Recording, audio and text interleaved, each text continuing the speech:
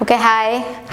Good morning, good afternoon, good evening. Okay, so how are you guys? You must be fine, right? So you are studying or not? पढ़ो पढ़ो, पढ़ना बहुत जरूरी है, ठीक है। तो हमने कौन सा चैप्टर स्टार्ट किया था क्लास 11th में? Structure of atom. Structure of atom में हमने क्या क्या देख लिया अभी तक? आपका discovery of electron, discovery of proton, discovery of nucleus, आपका और क्या देखा भाई हमने? जे थॉमसन का मॉडल, और आपका रदरफोर्ड का मॉडल, और नील बोर का मॉडल, ठीक है।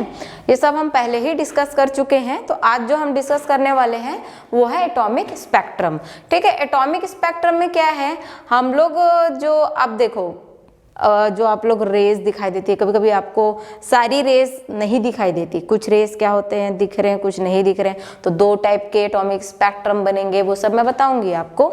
लेकिन देखो बीच में क्या हुआ था, जब इलेक्ट्रॉन के बारे में पता चला ना, तो लोगों ने कहा कि इलेक्ट्रॉन वेव है, कुछ बोल रहे इलेक्ट्रॉन पार्टिकल है। अगर वेव है तो उसके अंदर से इलेक्ट्रोमैग्नेटिक क्या निकलना चाहिए? इलेक्ट्रोमैग्नेटिक रेडिएशन निकलना चाहिए। बहुत बहस हुआ, बाद में लोगों ने कंक्लूड किया कि आपका इलेक्ट्रॉन क्या है, it behaves like a particle and it behaves like a wave, ठीक है। कभी कभी कुछ लोग बोलते हैं वो पार्टिकल है, कुछ लोग बोलते हैं कि वो वेव है। वेव है मतलब वेवलेंथ बनेगा उसका, कैसे मूव करता है वेव, ऐसे ऐसे रहता है ना आपका वेव, ठीक है। तो आपका क्या होता है वो बता रहे हैं। फिर आपका क्या है, एटॉमिक स्पेक्ट्रम देखना है। एटॉमिक स्पेक्ट्रम कितना, दो टाइप का होता है। कैसा कैसा होगा, एक डिस्क्रीट वाला बनेगा, एक कैसा होगा आपका, अरे जो हम लोग को दिखेगा ना भाई, जो दिखेगा, ठीक है। आपका एक डिस्क्रीट स्पेक्ट्रम होगा और एक लाइन स्पेक्ट्रम होगा, ठीक है। जो जैसे कि आपका हम लोग क्या किए, आपका एक वो लिए, ठीक है, एक बॉटल में हम लोग H2 गैस, बॉटल में नहीं करते, चलो कुछ आपका कांच वाँच का कुछ बेकर कर लेते हैं, ठीक है। उसमें क्या किए, H2 गैस को अच्छे से कंप्रेस करके अंदर डाल दिए, उसके बाद उसको गर्म किए। क्या कर रहे हैं हम लोग, उसको गर्म कर रहे हैं। गर्म करने के बाद क्या किए, गर्म करेंगे ना तो उसको क्या मिल रहा है, एनर्जी मिल रहा है। अगर किसी को मैं क्या करूंगी, अगर गर्म करूंगी तो उसके पार्टिकल्स क्या होगा, एनर्जी मिलेगी कि नहीं मिलेगी, उसको एनर्जी मिलेगी। अगर एनर्जी मिल रहा है, इलेक्ट्रॉन के बारे में पहले ही बता चुकी हूँ, अगर वो एनर्जी मिलेगा उसको, और हम लोग को पता है कि आपका इलेक्ट्रॉन कहाँ रहता है भाई, कहाँ रहता है इलेक्ट्रॉन, बैड मैनर्स, चलो मैं बता रही हूँ। इलेक्ट्रॉन क्या है, अपने ऑर्बिट में घूमता रहता है। क्या करता है इलेक्ट्रॉन, अपने ऑर्बिट में घूमता रहता है, ठीक है। और हम लोग ने बहुत क्या बोलना चाहिए, अच्छे से वो पता लगाया कि कितने ऑर्बिट होते हैं, तो आप उसको डिवाइड कर दिए, डिफरेंट डिफरेंट शेल्स में डिवाइड कर दिए। कैसे कैसे में आपका ये क्या है, आपका KLMN शेल्स में डिवाइड कर दिया। आगे और है, लेकिन जनरली हम जितना पढ़ते हैं वो आपका क्या है, K है, L है, M है, N है, शेल्स होती हैं। और अलग अलग सेल जो है अलग अलग एनर्जी लेवल का होता है, पहले ही डिस्कस कर चुके हैं कि आपका अलग अलग, जैसे कि K है उसकी एनर्जी लेवल बहुत मतलब बाकियों से कम रहेगा। और आपका फिर आगे चले L में गए तो L का भी आपका क्या रहेगा, एनर्जी लेवल कम रहेगा। ऊपर और गए तो आपका मतलब कम नहीं रहेगा भाई, K से क्या रहेगा, ज़्यादा रहेगा, M से कम रहेगा।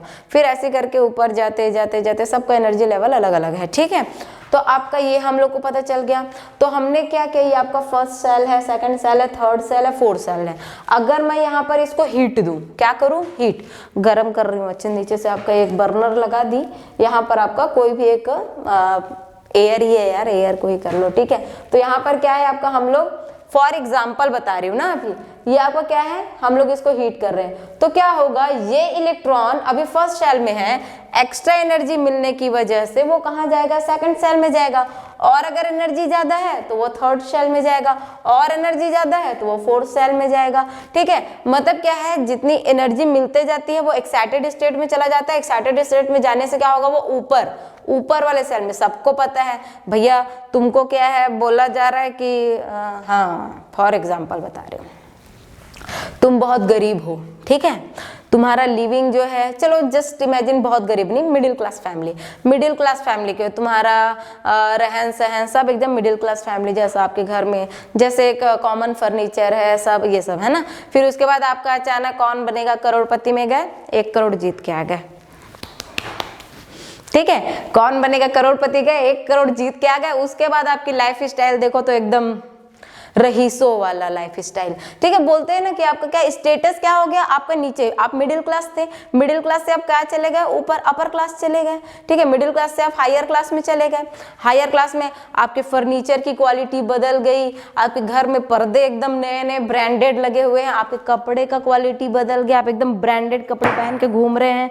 ठीक है, तो ये सब क्या होता है, आपका मतलब ज्यादा पैसे आने से आपने अपने लिविंग स्टैंडर्ड को क्या कर दिया, बदल दिया, ऊपर हायर लेवल पे चला गया। सेम इलेक्ट्रॉन का क्या हो रहा है, इलेक्ट्रॉन को एनर्जी मिला, एनर्जी मिला तो वो क्या किया, आपके नीचे ग्राउंड स्टेट से वो एक्साइटेड स्टेट में गया, एक्साइटेड स्टेट में जाने की वजह से क्या हुआ, वो फर्स्ट सेल से सेकंड सेल में चला गया, और अगर एनर्जी मिली तो वो थर्ड सेल में चला गया।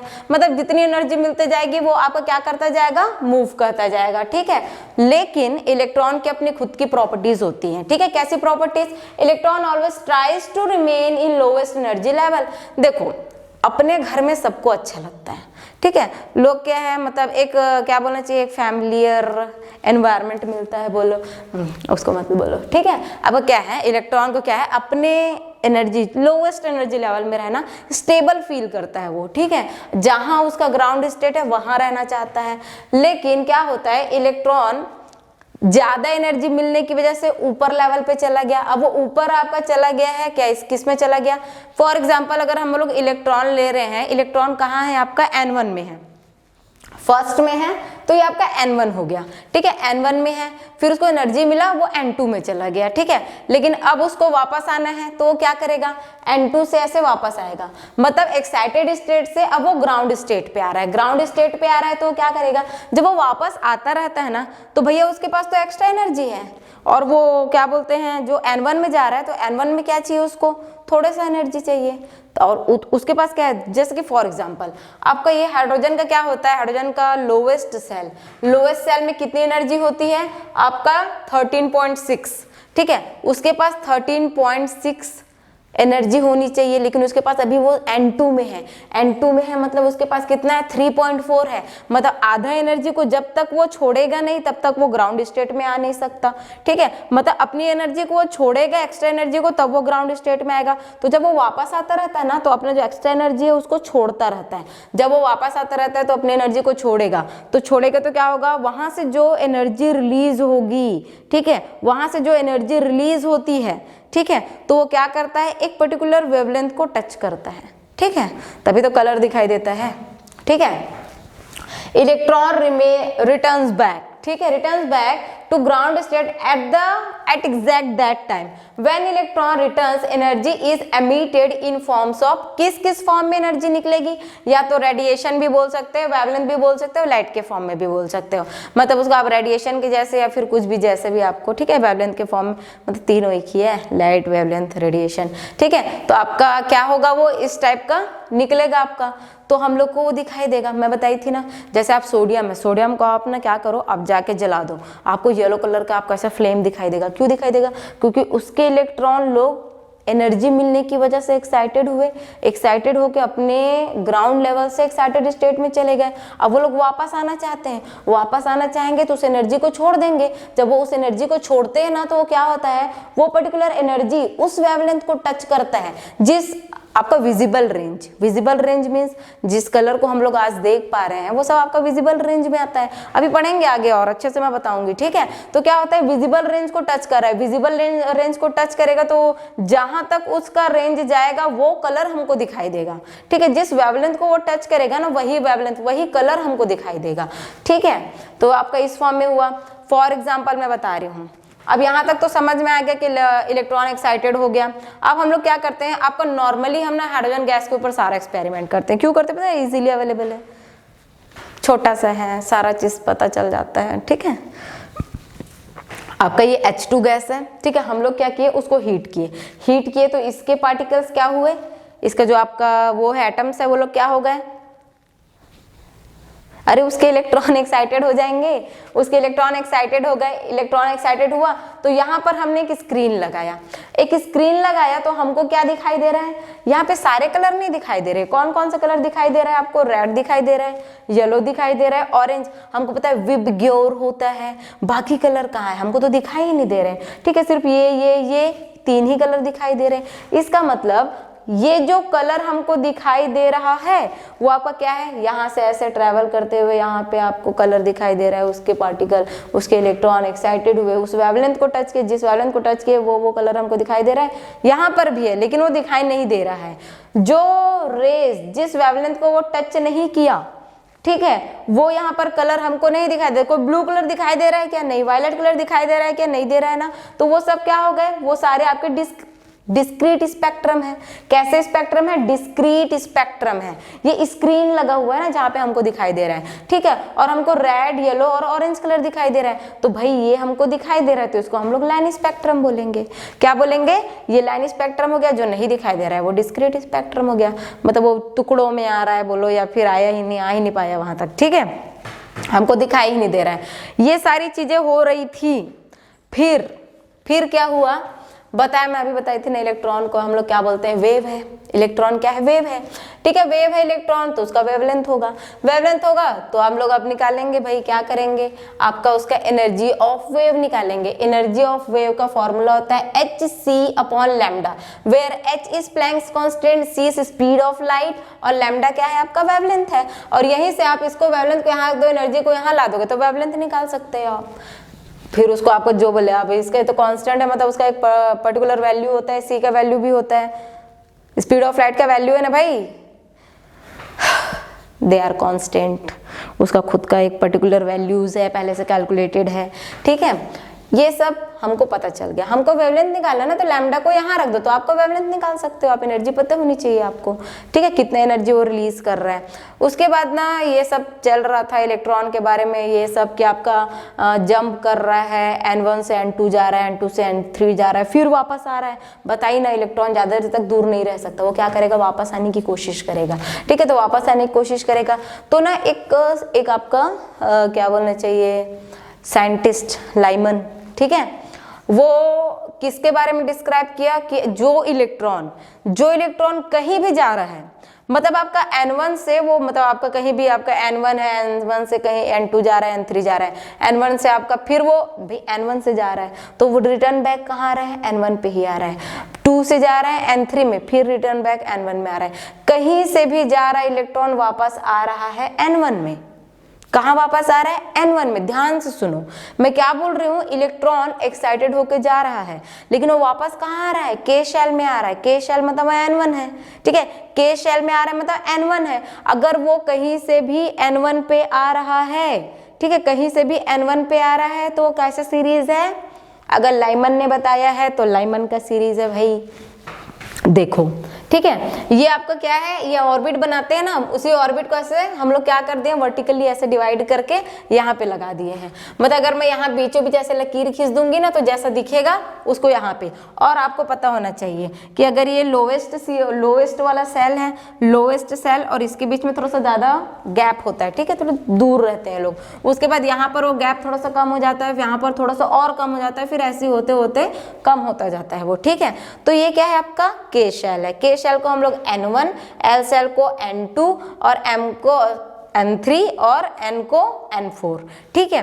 अब देखो इलेक्ट्रॉन किसी भी एक्साइटेड स्टेट में जाके क्या वो N1 पे वापस आ रहा है? यहाँ पर N = 1 है, K में आ रहा है, नीचे आ रहा है, नीचे आ रहा है कि नहीं आ रहा है? इसी में आ रहा है, इसी पर्टिकुलर में। तो इसके बारे में जिसने बताया, ठीक है, वो लाइमन है। फिर ये सारी वेव्स को हमने क्या बोल दिया? लाइमन वेव्स बोल दिया। इसी को लाइमन सीरीज बोलते हैं। उसने बताया, अब बताएगा कि आपका इसका रेंज कितना है, 1211 एंगस्ट्रॉम। वेवलेंथ को किससे नापा जाता है भैया? एंगस्ट्रॉम से नापा जाता है, ठीक है। उसके बाद आपका बाल्मर आएगा, वो बताएगा। बहुत सारे लोग आए फिर, लाइमन, बाल्मर, और आपका कौन कौन है, सब मैं ही बताऊँ, है ना। हाँ, तो ये आपका आया, बताया। और एक चीज, अगर ये इसमें है के शेल में। Where n is equals to 1, तो एनर्जी कितनी है उसके पास, ये हाइड्रोजन का है ना, H एटम का है। किसका है आपका, H एटम का ले रहे हैं हम लोग, ठीक है। देखो छोटा है, ठीक है, इजीली कैलकुलेट करने में उतना कुछ परेशानी होता नहीं है, ठीक है। H एटम का ले रहे हैं, तो आपका इसका एनर्जी कितना है, के शेल का 13.6 इलेक्ट्रॉन वोल्ट। ये आपका कितना है, L का कितना है, E एनर्जी है भाई माइनस 3.4 इलेक्ट्रॉन वोल्ट। यहाँ गए N में, M में गए तो आपका कितना है एनर्जी, माइनस 1.51 इलेक्ट्रॉन वोल्ट।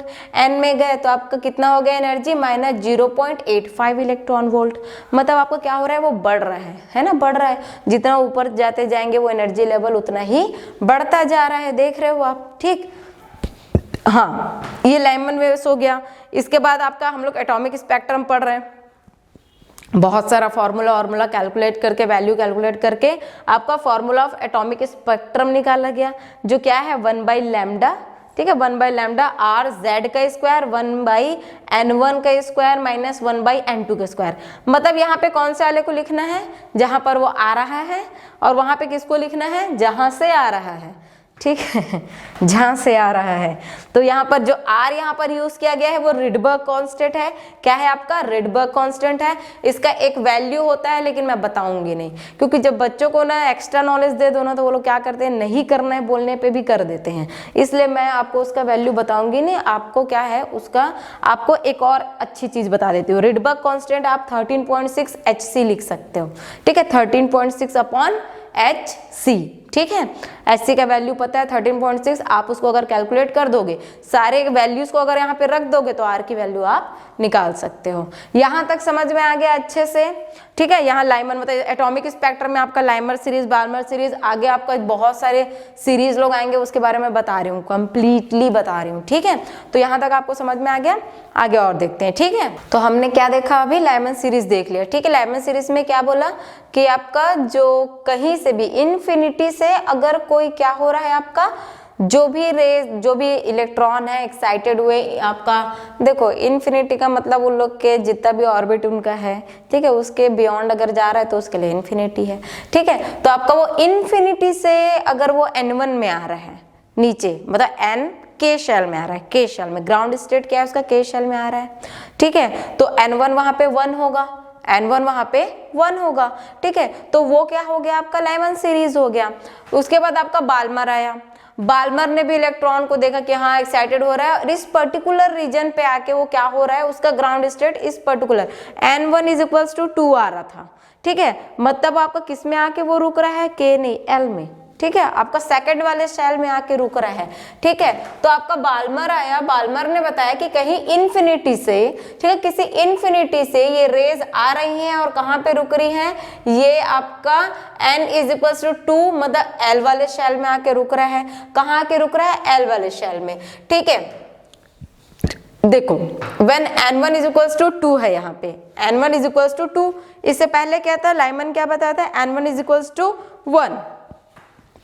देखो ये बाल्मर सीरीज है, बता दिया के एल एम एन ओ है। इलेक्ट्रॉन कहीं इन्फिनिटी से यहाँ पे आके अगर क्या हो रहा है, रुक रहा है, ठीक है। तो यहाँ पे वो लोग क्या किए, फिर देखो हम लोग फॉर्मूला बता चुकी हूँ, फॉर्मूला ऑफ एटॉमिक स्पेक्ट्रम बता चुकी हूँ, आर जेड का स्क्वायर 1/n1 माइनस 1/m2, मतलब n1 का स्क्वायर माइनस 1/n2 का स्क्वायर, आपको ब्रैकेट क्लोज करना है, ठीक है। वो आपका एटॉमिक स्पेक्ट्रम का फॉर्मूला है। उसमें अगर आप वैल्यू रख दोगे ना, तो आपका शॉर्टेस्ट और लॉन्गेस्ट वेवलेंथ निकल जाएगा उसका, ठीक है। तो आपका शॉर्टेस्ट में आपका लाइमन सीरीज में जाओगे ना, तो क्या रहता है आपका 911 एंगस्ट्रॉम होता है। किसका लॉन्गेस्ट है, शॉर्टेस्ट है, शॉर्टेस्ट, ठीक है। लॉन्गेस्ट में क्या आएगा आपका, लॉन्गेस्ट में कितना आता है, अब ये क्या है, जो फॉर्मूला भी मैं तुमको बताई हूँ उसमें का आपका जो वैल्यू आप रखोगे, ठीक है, तो लॉन्गेस्ट का वैल्यू आप निकाल सकते हो। जो फॉर्मूला आपको बताया हूँ उसमें लॉन्गेस्ट की वैल्यू आप निकाल सकते हो, ठीक है। तो इसमें क्या है, हम लोग देख रहे हैं जो सबसे लास्ट में जो रहेगा ना आपका, मतलब आप ऐसे ले सकते हो कि फोर्थ वाली सीरीज से अगर आ रहा है तो वो आपका लॉन्गेस्ट वाला हो जाएगा, ठीक है। सीरीज नहीं भाई, ऑर्बिट थर्ड या फोर्थ से अगर आ रहा है तो ठीक है। देखो यहाँ पे क्या है, हम लोग, मैं भी कैलकुलेट करके बता रही हूँ शॉर्टेस्ट और लॉन्गेस्ट वेवलेंथ कैसे कैलकुलेट करें। मैं बार सीरीज में कर रही हूँ, तुम इसी को सेम टू सेम आपका लाइमन सीरीज में भी अप्लाई कर सकते हो, ठीक है। तो देखो अगर ये n की वैल्यू यहाँ पर n इज इक्वल टू 1 आ रहा है और यहाँ पर n1 का वैल्यू 2 लेके चलना है, किसी इंफिनिटी से आ रहा है, ठीक है। तो मैं शॉर्टेस्ट और लॉन्गेस्ट वेवलेंथ किसके लिए, हाइड्रोजन एटम के लिए, कौन सा एटम लेके चल रहे हैं, हाइड्रोजन एटम, ठीक है। हाइड्रोजन एटम का हम लोग निकाल रहे हैं, शॉर्टेस्ट वेवलेंथ निकालना है। ये कहां से आ रहा है, इनफिनिटी से n इज इक्वल टू 2, मतलब L वाले शेल में आ रहा है, ठीक है। अब हम लोग को फॉर्मूला मालूम है, 1 बाई लैम्डा आर जेड का स्क्वायर 1 बाई, यहाँ पर n1 की वैल्यू क्या दिया है 2, तो n1 की जगह 2 का स्क्वायर और यहाँ पर क्या है n2 की जगह क्या रखेंगे, इन्फिनिटी का स्क्वायर, ठीक है। इन्फिनिटी तो इन्फिनिटी का स्क्वायर तो कुछ नहीं होगा भाई, ठीक है। इसको तोड़ेंगे तो कितना, यहाँ पर क्या है, हाइड्रोजन एटम का कितना होता है, एटॉमिक नंबर 1 होता है, 1 का स्क्वायर करोगे तो कितना आएगा, 1 ही आएगा, तो वहाँ पे नहीं लिखोगे तब भी चलेगा। 2 का स्क्वायर कितना हो गया, 1/4, ठीक है। तो r 1/4 हो गया। मतलब अगर मैं इसको, ये जो है लैम्डा, अगर मैं पूरे इक्वेशन को उल्टा कर दूं ऐसे, ठीक है, आप क्या कर रहे हो, डिवाइड कर रहे हो, उल्टा कर रहे हूँ इसको, ठीक है। उल्टा कर दिए तो लैम्डा ऊपर आ गया, 1 नीचे आ गया, 4 ऊपर आ गया, r नीचे आ गया। और इससे पहले 1/r, हम लोग क्या है, r क्या है, रिडबर्ग कांस्टेंट है, तो 1/r का वैल्यू निकालते हो ना आप लोग कैलकुलेट करके, तो वहां पर क्या निकल रहा है, 1/r का ना, नॉट r, 1/r का वैल्यू होता है 911 एंगस्ट्रॉम, ठीक है, 911 एंगस्ट्रॉम होता है, ठीक। तो 1/r का वैल्यू 911 एंगस्ट्रॉम आ रहा है, तो हम इस वाले वैल्यू को 1/r की जगह रख देंगे। तो 4 × 911 एंगस्ट्रॉम किए तो 3644 एंगस्ट्रॉम, मतलब शॉर्टेस्ट वेवलेंथ हम लोग निकाल लिए, कितना निकला, 3644 एंगस्ट्रॉम निकला है, ठीक है। तो शॉर्टेस्ट, अगर जो आपका क्या है शॉर्टेस्ट वेवलेंथ, मतलब उसका ट्रांजिशन कितना होगा, जो शॉर्टेस्ट वेवलेंथ रहता है उसका ट्रांजिशन लॉन्गेस्ट रहता है और लॉन्गेस्ट वेवलेंथ का ट्रांजिशन शॉर्टेस्ट होता है, ठीक है। अब तुम लोग देखो, आप सोचने मत बैठे ट्रांजिशन क्या होता है, भाई फैलेगा वो, ठीक है। हो गया, शॉर्टेस्ट का लॉन्गेस्ट ट्रांजिशन होता है, ठीक है। अब देखो ये आपका शॉर्टेस्ट का वैल्यू हम लोग निकाल लिए 3644 एंगस्ट्रॉम, ये वैल्यू आप यहाँ रख दिए, शॉर्टेस्ट है, ये बहुत दूर से यहाँ पे गिर रहा है, ठीक है। ये तो आपका यहीं से आ रहा है ना, जितने छोटे जगह से आएगा उतना आपके लिए क्या होगा, ये इजी होगा, ठीक है। जितना छोटे जगह से आएगा उतना आपके लिए क्या होगा, इजी होगा, ठीक है। 1 सेकेंड, यहाँ पे एक और ऐसे ला देती हूँ मैं, अब ठीक है, ठीक है। हाँ, जितना छोटे जगह से आया होगा उसका वैल्यू क्या होगा, उतना ही ज्यादा होगा। यहाँ पर का क्या होगा, मैं पहले ही बता चुकी हूँ, बहुत दूर से भाई फिर वो क्या हो जाएगा, उसका वैल्यू कम हो जाएगा, ठीक है। तो शॉर्टेस्ट वेवलेंथ है ये, ठीक है। शॉर्टेस्ट वेवलेंथ निकल गया, लॉन्गेस्ट वेवलेंथ। अब हम लोग क्या करेंगे, ये सारा आप देखो, ये तो हम लोग निकाल लिए आपका शॉर्टेस्ट है ना। अब मैं लॉन्गेस्ट का बता रही हूँ। लॉन्गेस्ट इसमें कौन सा वाला है, 3 से 2 में आ रहा है, डायरेक्ट वहीं से, जस्ट एक लेवल ऊपर से अगर नीचे आ रहा है, जस्ट एक लेवल ऊपर से नीचे आ रहा है तो ज्यादा एनर्जी वहां से रिलीज होगी, ठीक है। तो यहाँ पर क्या है आपका लॉन्गेस्ट में 3 से कहाँ आ रहा है, 2 पे आ रहा है, वैल्यू हम रख दिए 1/λ, 1 का स्क्वायर और आपका 1/2 का स्क्वायर 1/3, तो 1/4 1/9 आ गया, ठीक है। आपका हम लोग मल्टीप्लाई किए, अगर ये है r, ये यहाँ पर निकाले ना, एलसीएम ले लेना, ठीक है। तो 5 कितना आ रहा है, 36 आ रहा है, ठीक है।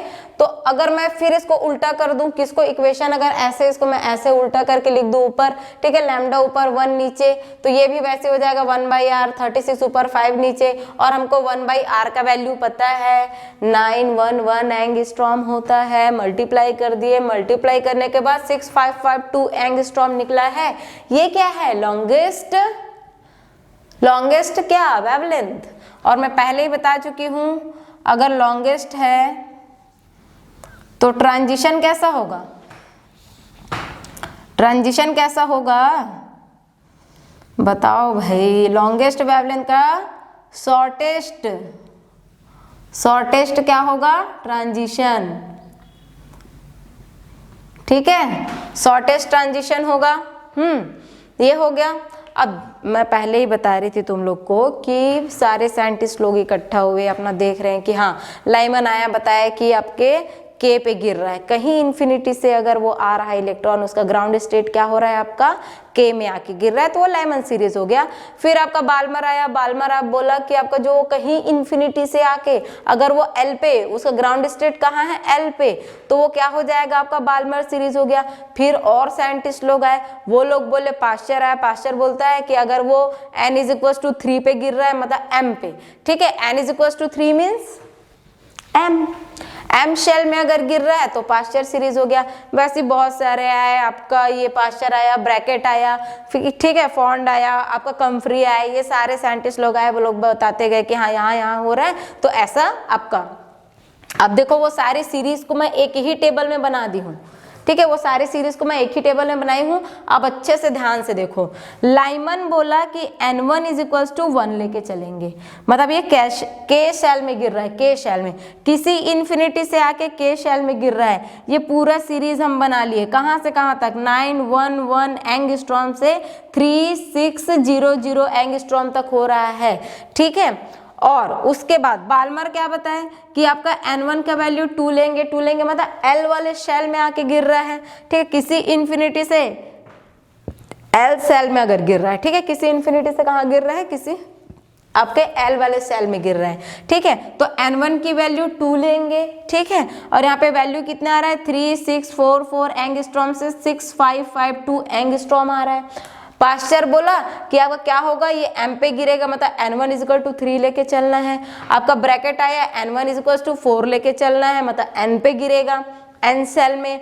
फॉन्ड बोला कि n1 इज इक्वल टू 5 लेना है, मतलब आपका और o ऊपर और, ठीक है। कम्फ्री आया, कम्फ्री बोलता है n1 इज इक्वल टू 6 लेके चलेंगे, ठीक। तो ये सारा सीरीज ये लोग बना दिए, ठीक है, सारा सीरीज ये लोग बना दिए, पूरा हम देख रहे हैं रेंजेस कि हाँ यहाँ से यहाँ तक आ रहा है। तो भाई जब हम लोग वैल्यू कैलकुलेट किए तो ये वाला रेंज तुम देख रहे हो, ये वाला रेंज तुमको कैसा दिखाई दे रहा है, क्या ये आपका 4000 एंगस्ट्रॉम से लेके 8000 एंगस्ट्रॉम तक है, लगभग उसी वैल्यू के करीब। 364 मतलब आपका 4000 से लगभग स्टार्ट हो जाएगा, और ये 8000 एंगस्ट्रॉम तक। ये कौन सा वाला रेंज होता है, विबग्योर जानते हो ना, अरे इंद्रधनुष, विबग्योर 7 रंग, ठीक है। तो आपका क्या होता है विबग्योर का क्या होता है, रेंजेस क्या होता है उसका, वेवलेंथ का 4000 से 8000 तक रहता है, वहीं पर का हमको सारा कलर दिखाई देता है, वो विजिबल रेंज होता है। तो ये सारा चीज जब निकाले ना, तब बताया गया कि जो ये वाला रेंज है वो आपका अल्ट्रावायलेट रेंज रीजन है। कौन सा रीजन है, अल्ट्रावायलेट रीजन, ठीक है। 1 सेकेंड, कौन सा रीजन है भाई, अल्ट्रावायलेट, कौन सा, अल्ट्रावायलेट, ठीक है, अल्ट्रावायलेट रीजन। और ये वाला देखिए, ये वाला आपका 3644 एंगस्ट्रॉम से 6552 एंगस्ट्रॉम तक जा रहा है। तो आपका कौन सा वाला रीजन हो गया, विजिबल रीजन। यही आपका विबग्योर वाला रीजन है, जहां पर हमको कलर्स दिखाई देती हैं, 7 कलर्स, ठीक है। उसके बाद ये वाला जो है, ये n is equals to n1 is equals to 3 लेके चल रहे हैं, जिसके बारे में पास्चर ने बताया, वो आपका इंफ्रारेड रेज है, इंफ्रारेड रीजन, ठीक है, इंफ्रा। और उसमें भी शॉर्ट, ये कैसा वाला है, शॉर्ट इंफ्रारेड रीजन, ठीक है, शॉर्ट इंफ्रारेड रीजन, ठीक है। इसमें गए शॉर्ट इंफ्रारेड रीजन है, ये भी, ये लॉन्ग इंफ्रारेड रीजन है, ठीक है, ये भी लॉन्ग इंफ्रारेड रीजन है। अभी तक तो रेस के बारे में पढ़े ही थे, ये लोग आके बताए कि अरे भैया यहाँ गिर रहा है तो ये रीजन बन रहा है, ठीक है। ये आपका अल्ट्रावायलेट रीजन हो गया, ये आपका विजिबल रीजन हो गया, ये आपका शॉर्ट इंफ्रारेड रीजन हो गया, ये शॉर्ट इंफ्रारेड, ये दो आपका पास्चर और ब्रैकेट का, ठीक है। ये कौन सा वाला है, शॉर्ट इंफ्रारेड रीजन। उसके बाद जब इधर आगे गए फॉन्ड का और आपका कम्फ्री का, जो सीरीज आपके फॉन्ड ने, ठीक है, फॉन्ड और कम्फ्री ने जो सीरीज बताया है वो कौन सा वाला है, लॉन्ग इंफ्रारेड रीजन, ये भी लॉन्ग इंफ्रारेड रीजन, ठीक है। ये सब अब हमको एटॉमिक स्पेक्ट्रम का, हम लाइन स्पेक्ट्रम देख लिए, डिस्क्रीट स्पेक्ट्रम देख लिए हमने, Lyman series, Balmer series, Paschen series, और क्या, ब्रैकेट, फॉन्ड, कम्फ्री, सबका सीरीज अच्छे से देख लिया। हमको ये भी पता चल गया कि क्या क्या होता है आपका, इंफ्रारेड रीजन कौन सा होता है, अल्ट्रावायलेट रीजन कौन सा होता है, विजिबल रीजन। अगर आपसे कोई क्वेश्चन करता है कि विजिबल रीजन के बारे में, विजिबल जो आपका रीजन है उसके बारे में किसने बताया, तो किसने बताया आप बताओगे, बाल्मर। बाल्मर ने अच्छे से उसको डिस्क्राइब किया था कि बाल्मर सीरीज में अच्छे से बताया कि यहाँ इस वेवलेंथ पे अगर आ रहा है तो वही वाला कलर है जो हमको दिखाई दे रहा है, ठीक है। तो वो रीजन हो गया आपका। तो सारा चीज आज हमने पूरे एटॉमिक स्पेक्ट्रम का पूरा टॉपिक यहाँ पर कंप्लीट कर लिया है, ठीक है। तो नेक्स्ट क्लास में मिलते हैं। Have a nice day, okay, bye. Covid है, अभी भी खत्म नहीं हुआ है, तो प्रिकॉशंस लेना ना भूलें, मास्क लगाएं, सोशल डिस्टेंसिंग रखें। Okay, bye, have a nice day guys and study hard, okay.